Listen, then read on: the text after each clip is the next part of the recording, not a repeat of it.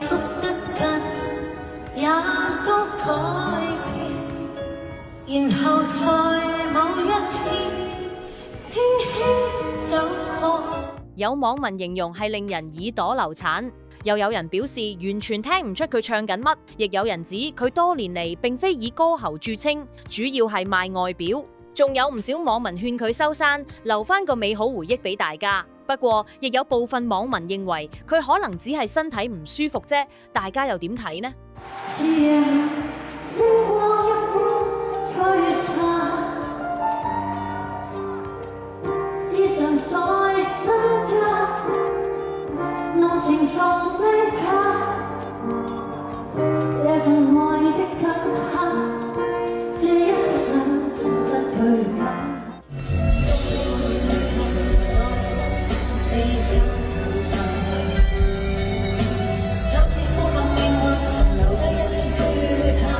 原來夢是不可流淚，